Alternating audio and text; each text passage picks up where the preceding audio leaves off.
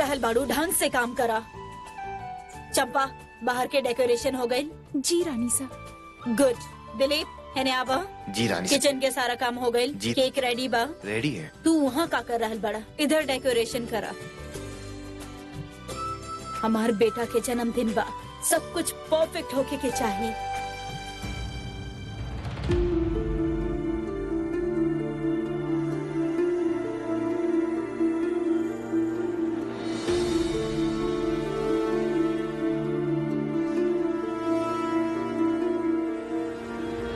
आप दोनों ऐसे का देखत बाड़े हमरा के?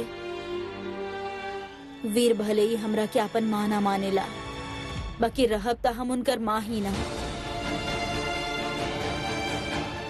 वो चाहे जे भी सोचे, बाकी हम ओकर जन्मदिन बहुत धूमधाम से मनाए।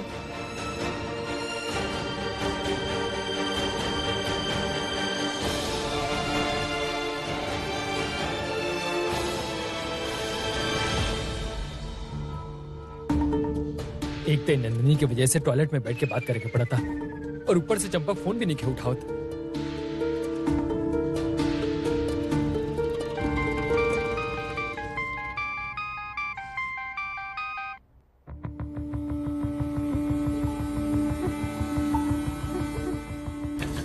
कहाँ रहलू? इतना देर से फोन करते रहनी।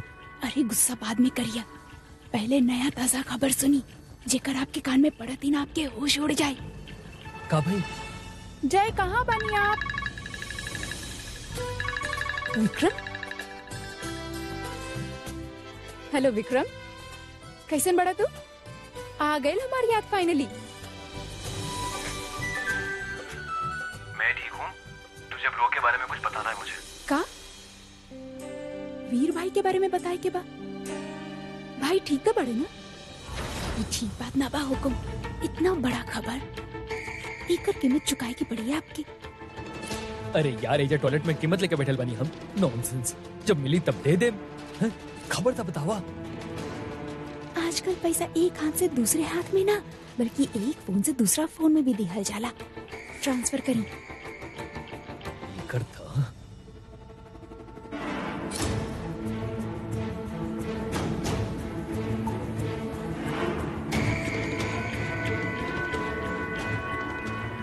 अब बोला तो सुनी, बेचारा कुंवर सा इतना दिन तक अनाथ होके के ताना सुनत आइल बानी। असल में वो रानी सा के असली बेटा बाड़े।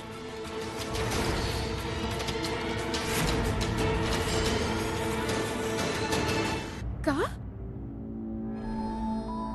वीर भाई मॉम के बेटा बाड़े और रणविजय अंकल पापा के बड़ भाई बाड़े। मॉम की शादी उनकरा से भइल रहे। एक सेकंड विक्रम, इतना सब कुछ हो गया अचानक से, हमके समझ ना आ रहा बा हम कैसे रिएक्ट करी। ना, मॉम ठीक बनी ना? भाई तो ठीक बाड़े ना? भाई हमेशा से हमारा अपना ही रहले, वो भी उहे कोख से जन्म ले ले बाड़े जौन से हम ले ले बानी, और आज तक हम उनके पराया समझत रहनी। विक्रम, हम शाम के ही घर आ रहल बानी, हम बस आ रहल बानी घर। बाय। ये गुड न्यूज जय के भी देख बानी, ये जान के उनके भी बहुत खुशी होगी। जय, हुकुम, अब आपके पता तब पक्का वाला कट होके वाला बा। चली रखा था, जल्दी फोन करब नया ताजा खबर के साथ, ठीक बा? रानी साथ हमारे इकलौता सहारा रही। अब अगर वो भी छिन जाए तो सब बर्बाद हो जाए। जय, जल्दी आई, आपके कुछ बताए के बा हमके। एजा हमारा सारा प्लान खराब हो गई, और इनका। जय, जय फोन पे बात कर रहल बानी केहू से? टॉयलेट में बात ना, वो हमार पेट खराब बना तो शायद ओकरे आवाज आवत हुई। अच्छा फिर ठीक बा, लेकिन जल्दी बाहर आइया, खबर बहुत ही अच्छा बा। आईनी बेबी, जल्दी।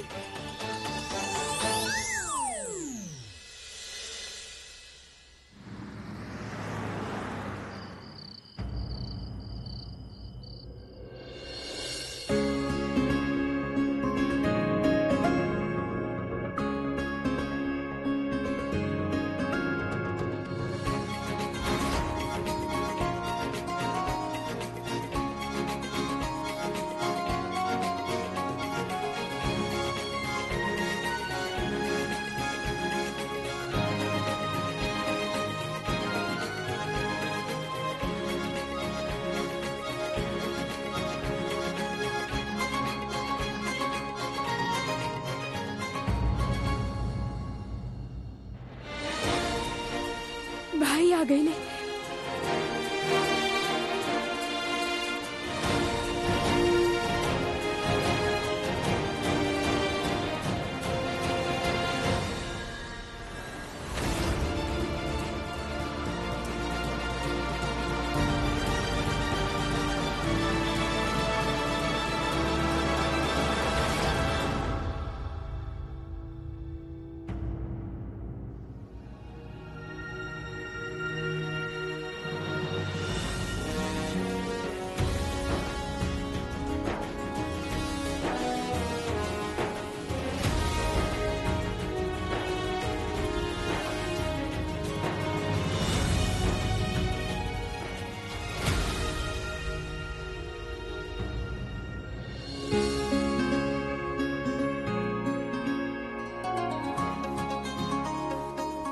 भाई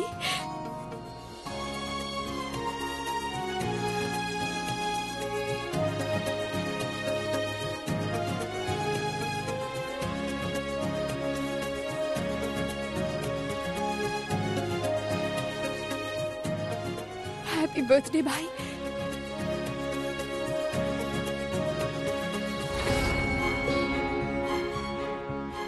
नंदनी बेटा, यही हमार बड़ भाई साहब। भाई साहब,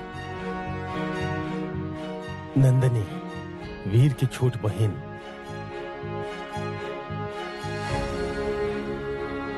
खुश रहा बेटा, खुश रहा। साले साहब,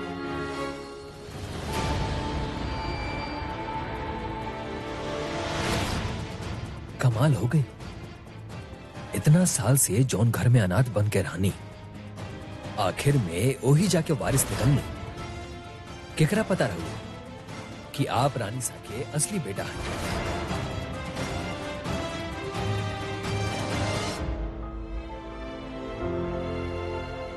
केक यहाँ रखा। उम्मीद बा कि अब हमनी के बीच के रिश्ता भी सुधर जाए। ब्रो, आई केक काटल जाए। जाई।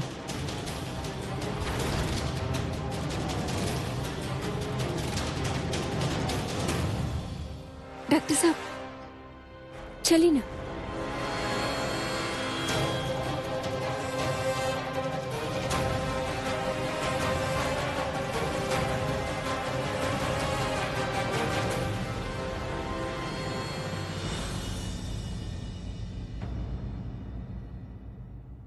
इला बेटा,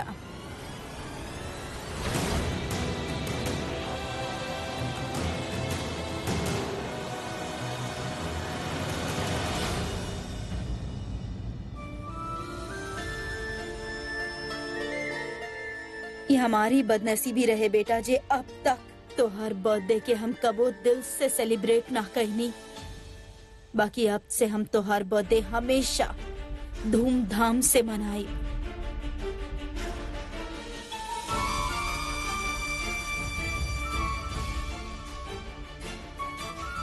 जल्दी काटी ना डॉक्टर साहब, हमार पेट में भूख के मारे डीजे बज रहा। चलिए जल्दी।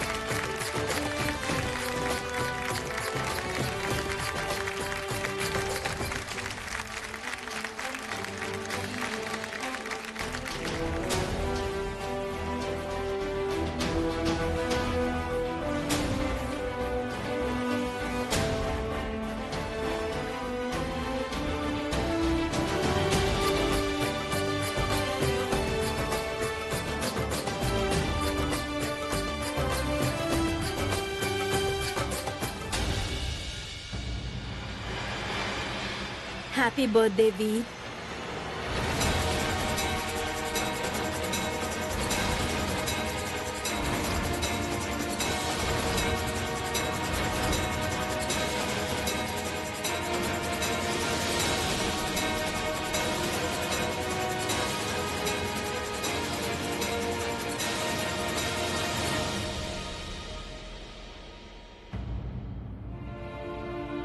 वीर बेटा,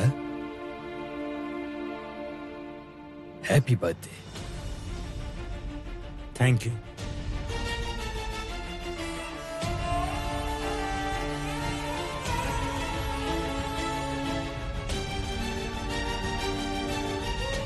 गॉड ब्लेस यू।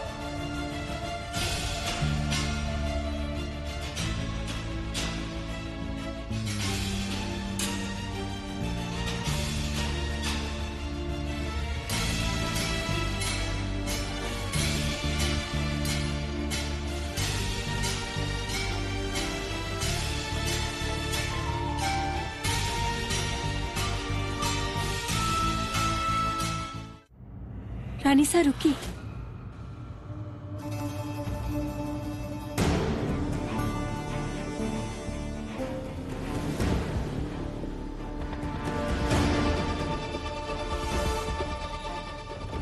हम जाने नहीं रानी साहब के बहुत ही बुरा लग रहा ला, परंतु डॉक्टर साहब भी अपन जगह गलत नहीं खेलना। अब बस उनके थोड़ा समय दी, सब कुछ अपने आप सही हो जाए। हमार और वीर के बीच में जे बा ओकरा हम खुद ठीक कर ले। हमरा तोहार कंधा की जरूरत नहीं खे रानी। और ये फिक्र दिखावे के नाटक बंद करा। हम अच्छा तरह से जाने नहीं कि तू अंदर ही अंदर कितना खुश हो रहा हो। वीर के ऐसा बर्ताव हमार तरफ देख के आप हमके गलत समझ रहल बानी रानी सा। जे हम कहे जा रहल बानी ओके खातिर माफी चाहेनी, परंतु इस सब कुछ जे कुछ भी हो रहा ला उमे आप भी जिम्मेदार बानी। हमार कहे के मतलब ही है कि अगर इतना साल तक आप डॉक्टर साहब की पराया ना महसूस कर रही थी तो आज उनके अंदर ही नफरत ना होखत। आज आपके पछतावा हो रहा ला, बहुत अच्छा बात है। एक और बात हम जाने नहीं, डॉक्टर साहब के दिल में आपके खातिर बहुत प्यार है और वो प्यार की बाहर लावे में हम आपकी मदद करे चाहता नहीं। ठीक बा, अगर तू हमार मदद करे चाहे लू तो करा। एहसान रही तो हार। जी रानी साहब बताई ना, हम का कर सकेनी आपके खातिर। हम वीर खातिर एको गिफ्ट मंगवेले बानी, ओ नंदिनी के रूम में रखल बा। तू वीर के दे दा और ओकरा बताइया मत क्यों हम देले बानी, वरना वो लीना। जी रानी साहब।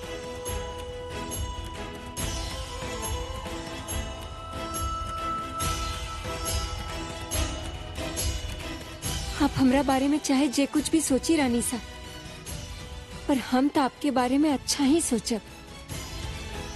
आपके और डॉक्टर साहब के बीच चीजें दूरी बन गई है ना, ओके हम जल्दी ही भर दें।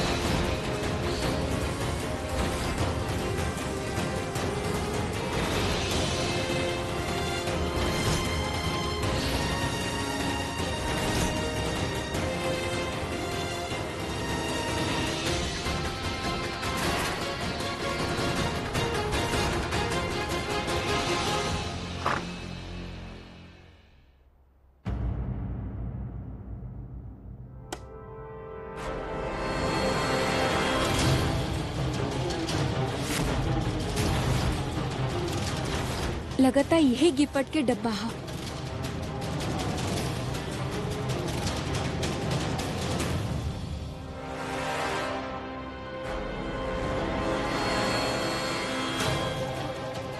इतना ऊपर काहे रखल है?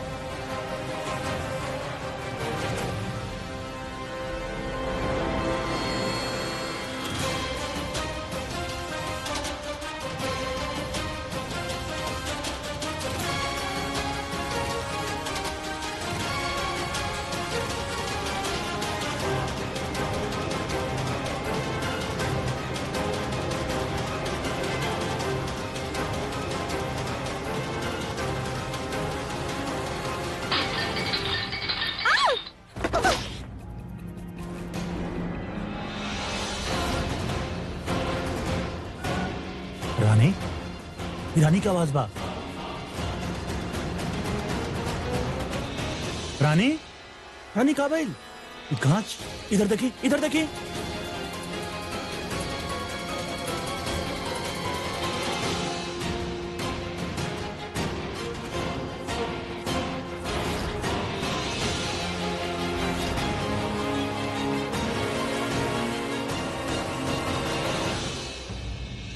ये कांच चंपा मार्केट लाओ जल्दी से। आराम से, आराम से बैठा तू। रानी कैसे लगा ली?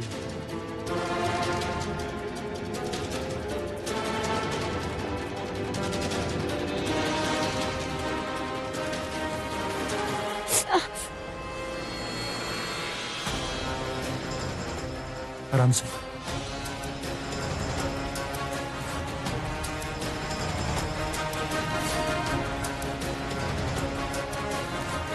ध्यान कहाँ रहला रानी आपके? ये ग्लास कैसे गिर गया आप पे? डॉक्टर साहब वो असल में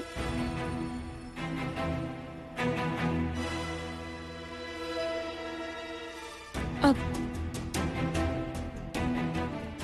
हम लावे की कोशिश करत रहनी और फिसल गई हमारे हाथ से।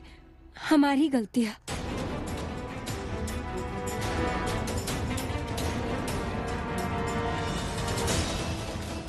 वैसे तो हर छोट से छोट चीज पर बड़ा उछल के बात करेले रानी। आज ऐसा दबल मुंह बात करत या मतलब कुछ तो झोल बा। रानी जरूर कुछ तो छुपावतिया। का?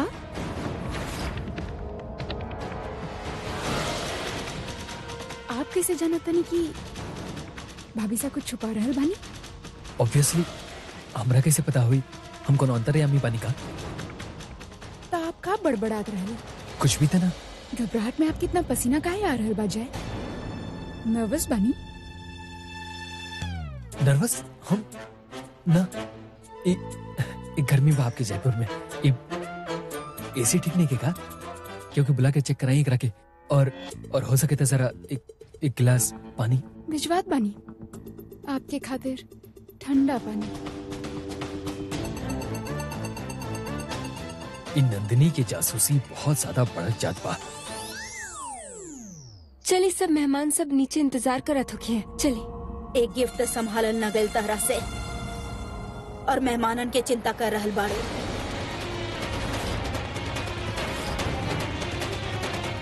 नहीं सा आप ही? डॉक्टर साहब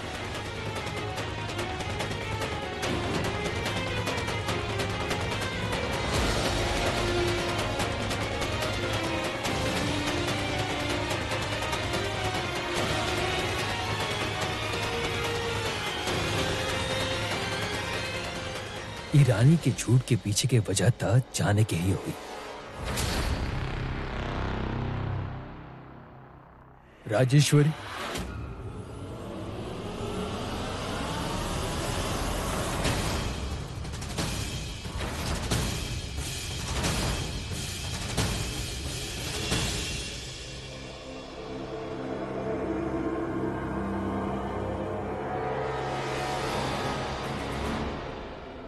राजेश्वरी माफ करें मगर आपके बहू रानी से एक तरह से बात ना करे के चाहत रहा। वो बेचारी के चोट लागल बा। हमरा के भी बस फर्क इतना बा कि हमार घाव केहू के दिखेला ना। मानतनी राजेश्वरी, मानतनी कि हमसे गलती भई बा और यकीन मानी कि हम ओकरा खातिर शर्मिंदा भी बानी। वो बात के गुस्सा बहू रानी पे निकालल ये भी तो सही नहीं है ना। जाने ले काई परिवार और रिश्ता के बारे में सालन बाद आके आप हमरा के नसीहत देतानी। एक भी रिश्ता आप अपन जिंदगी में ढंग से निभैले बानी। सब कुछ खत्म करके चल गए रहनी यहाँ, तब फिर काहे आयल बानी और कौन रिश्ता से? हमार पिता होके के रिश्ता से।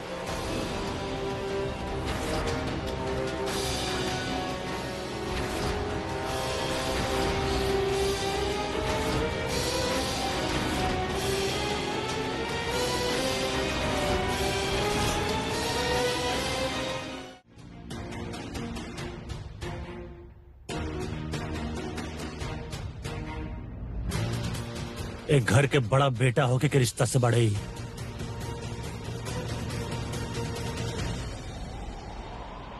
वीर बेटे, बेटा राजेश्वरी सही कहा तरी। हमरा से गलती भइल बना बेटा, तब भुगते के भी हमी के न पड़ी बेटा। कम से कम आपके अपना गलती के एहसास तबा। यहाँ पिछला 28 साल से गलती पर गलती भइल जा रहल बा और चेहरा पे हल्का सा शिकन तक नहीं खे।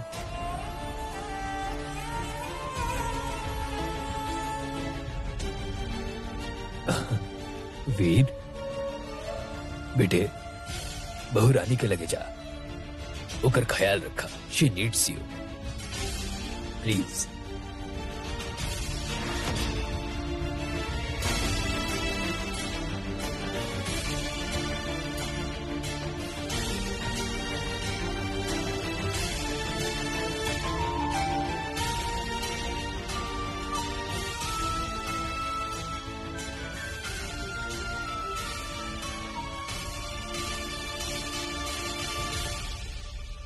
रानी आप कमरा में बानी।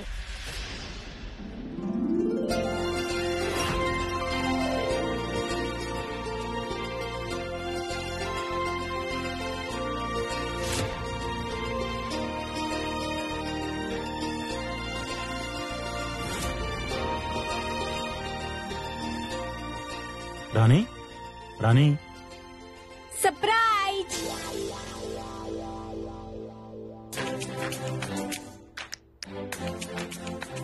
बढ़िया लगल ना?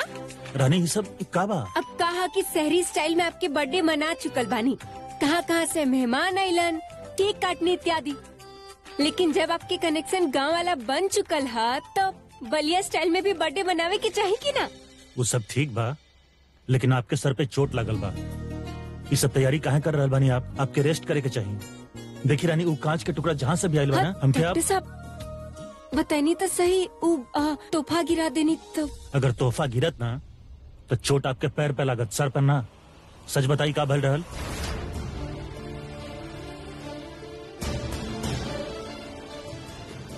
अरे रानी, ए बार इसे स्माइल करके इग्नोर ना कर सकेनी आप बात के। सच सच बताई का भल रहल? देखिए जब तक आप बताई ना, हम छोड़ब ना आपके।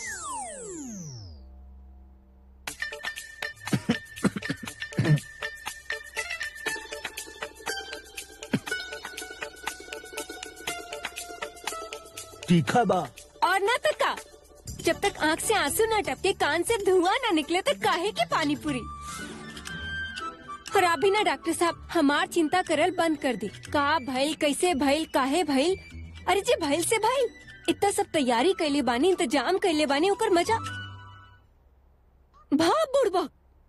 इस सब में तो हम आपके तोहफा के बारे में बतैले भूल गई नी। तोहफा? कैसन तोहफा? तो हम और देवर जी सारा कागजी कार्रवाई कर देनी। हाँ, और कल आपके डॉक्टरी वाला लाइसेंस मिल जाये। कल से आप अपन डॉक्टरी शुरू कर सके नी डॉक्टर साहब। सच? रानी आप और विक्रम ये सब कैसे? रानी थैंक यू, थैंक यू अरे सो मच। आप हमके थैंकू मत बोले, माता रानी के थैंकू बोले। सब उनके आशीर्वाद से भइला। अभी सब छोड़ी और खुश हो जाए। आज आपके जन्मदिन है, मजा उठाई जरा। जन्मदिन हमार बा, लेकिन सब चीज आपके पसंद के बा। ये पानी पूरी, चाट, समोसा, लिट्टी चोखा, एकर क्या कहब आप? आप भी तो हमारे पसंद के बानी।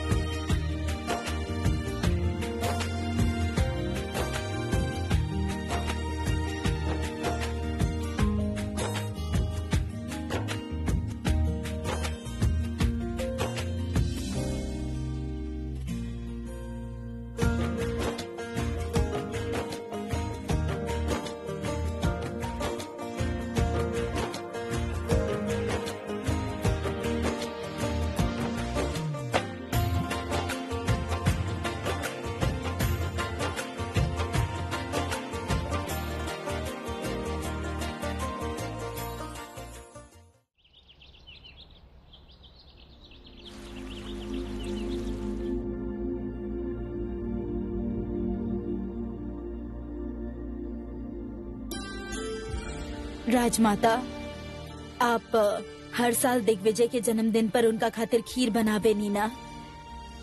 त हमहू फैसला कैले बानी कि हम वीर खातिर आज खीर बनाई, काहे कि ओकर जन्मदिन बा। हाँ बिल्कुल।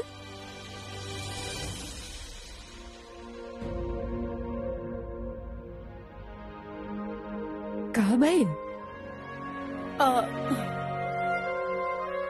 वो हमार हाथ से बनल खीर खाई ना। राजमाता, आप वो खीर ओकरा खिला देब और बोलब कि वो आप बनेले बानी। राजेश्वरी, हम ऐसा कुछ भी ना करे वाला बानी, और आप ज्यादा मत सोची। खीर आप ही बनाइए और खिलाइए भी आप ही। हमके यकीन बा कि वो आपके मना ना करिए।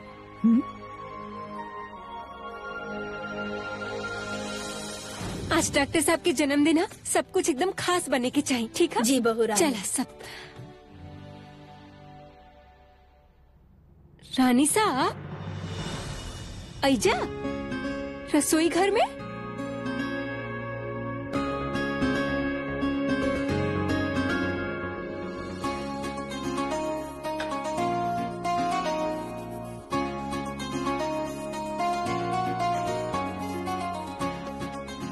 ई घर में दूध बा कि ना? जी रानी साहब, ई रहल दूध, चावल जी, ई चीनी, किशमिश, बाकी के ड्राई फ्रूट्स। अच्छा, तो रानी सा कच्छु मीठा बनावे चाहता नहीं? तो सब जाए यहाँ से, बाकी के काम हम खुद कर ले।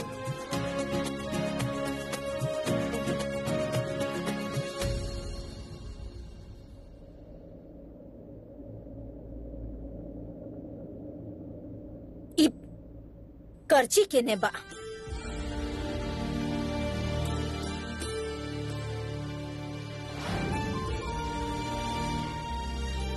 रानी साहब स्ट्रेस से आई नहीं।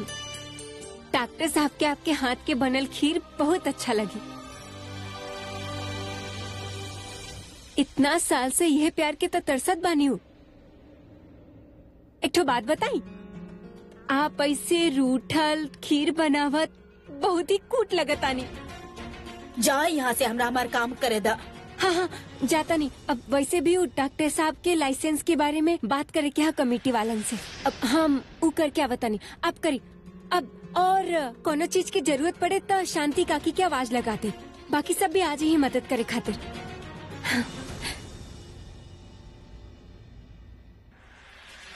सर प्लीज। सर, ये क्या होता आपके?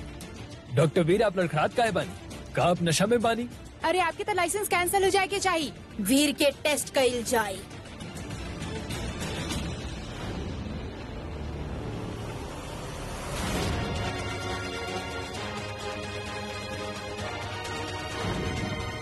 पहले हम वीर के लाइसेंस के अपडेट लेता नहीं, वो ज्यादा जरूरी बा। खीर हम बाद में आके बना ले। और कितना वक्त लगे सर? हमने सुबह से इंतजार कर रहल बानी। सर टेक्निकल काम बा, लाइसेंस मिले में टाइम तो लगबे करेला। पर आप तो कल रहनी ना कि आज मिल जाये। देखी, लाइसेंसिंग अथॉरिटी के बड़ ऑफिसर के अप्रूवल पेंडिंग बा, यही से टाइम लग रहा बा। पेशेंस रखिए प्लीज। ठीक बा, बट जल्दी करो प्लीज। कोई बात नहीं खे, मना थोड़ी कहनी है, बस थोड़ा सा टाइम मांग ले बानी। आज न तो कल हो जाये।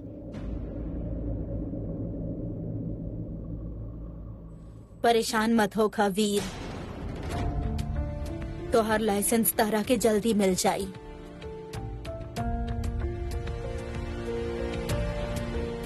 लाइसेंस वापस मिले में वक्त लगे ही कि वो इतना मेहनत से कैंसिल जे करो ले रहा है।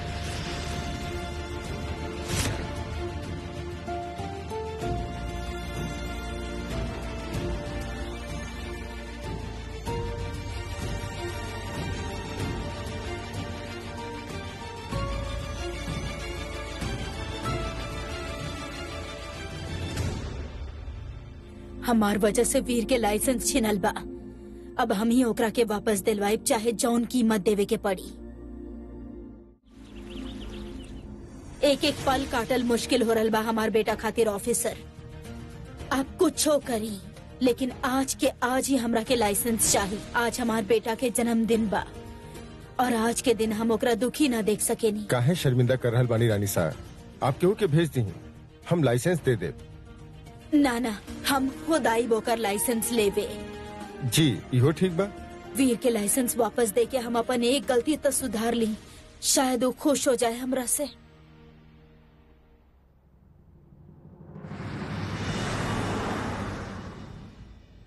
अरे रानी साहब, आप यहाँ? ओ हम वीर के लाइसेंस खातिर आपसे बात कैले रहनी, बस उहे लेवे आयल बानी। लाइसेंस तक केहू ऑलरेडी लेके चल गई बा। का हमरा लगल आपे भेजले बानी तो हम दे देनी। के आयल रहे? Let me check.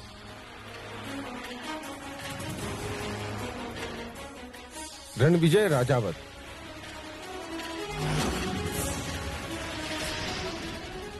और आईडी पे राजावत लिखल रहे तो हम ज्यादा सवाल ना पूछ लें।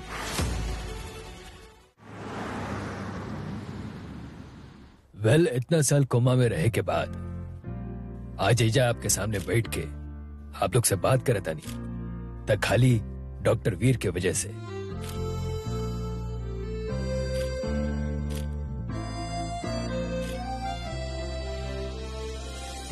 जी, इनकरी ट्रीटमेंट के वजह से ही मुमकिन भइल बा और ये बात खाली हम ना, मेडिकल बोर्ड भी मानेला।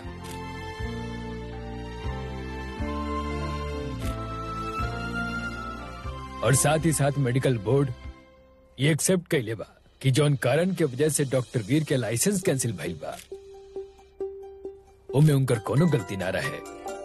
आई am very happy to inform you all कि मेडिकल बोर्ड इज्जत के साथ डॉक्टर वीर के लाइसेंस उनकरा के वापस लौटा देले बा।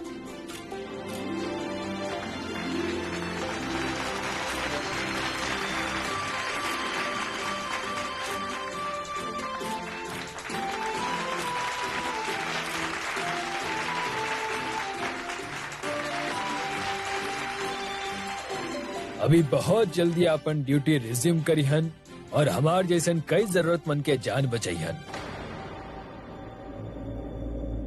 और ये ऐसन करिहन का है ना, आखिरी बेटा के कर पड़ल।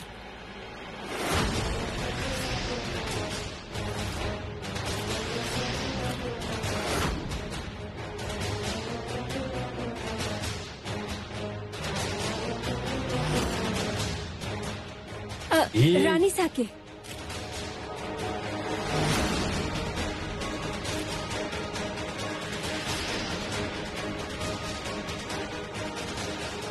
अब आखिर उनकरे परवरिश से तो इतना ऊंचाई तक पहुंचले बानी डॉक्टर साहब।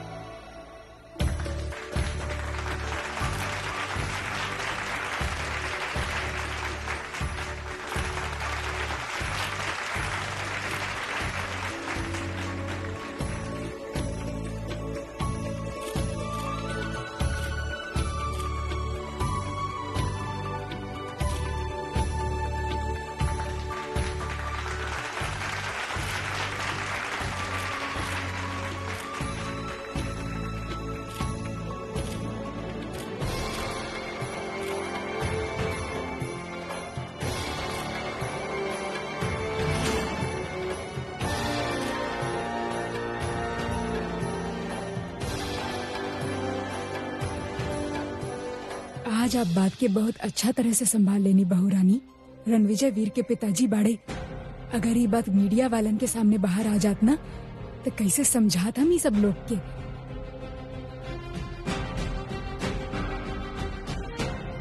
मासा, आई एम सॉरी मासा, हमरा से वो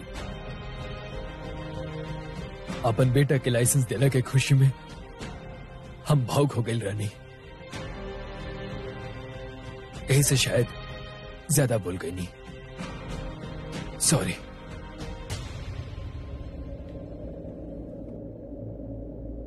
अरे राजेश्वरी, आपके खीर के तैयारी कैसन चल रहल बा?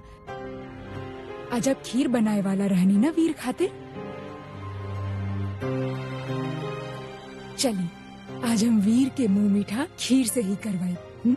जी अब बस बने ही वाला बा। कोनो जरूरत नहीं रानी सा।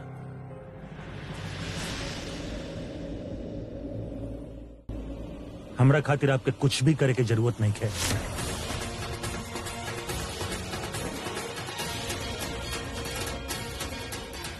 डॉक्टर साहब,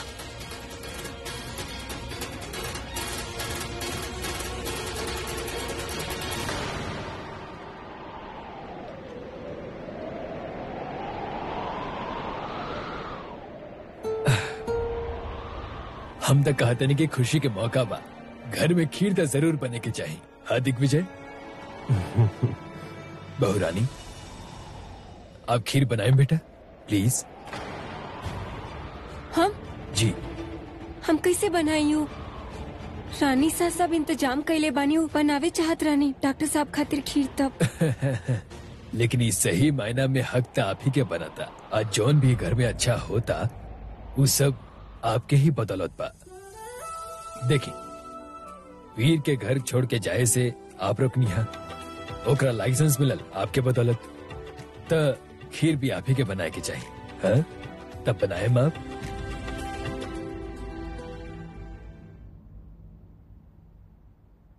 ठीक है जी।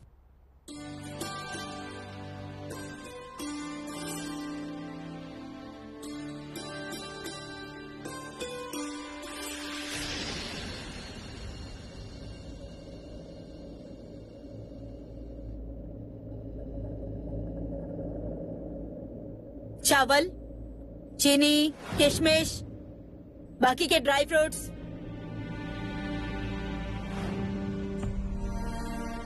इतना प्यार से रानी सा डॉक्टर साहब खातिर खीर बनावत रहने, किंतु उनकर गुस्सा सब खराब कर देले।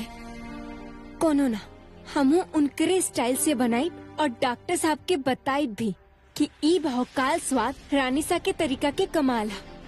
अभी जाके उनकरा से पूरा खीर के गणित समझ के आवतानी।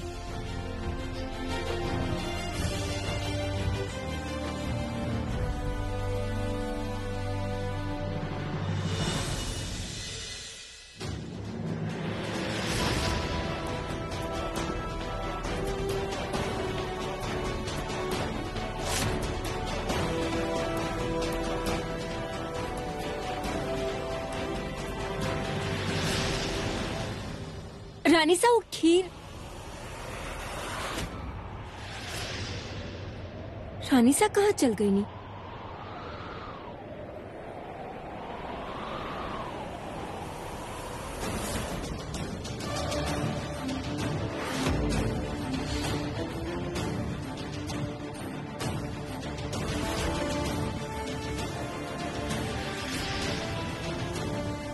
सब जगह ढूंढ लेनी, कहाँ रह गई नी रानी सा? अब लगता खीर हमके ही बनावे के होके। हे माता रानी, हमार नैया पार लगा दी।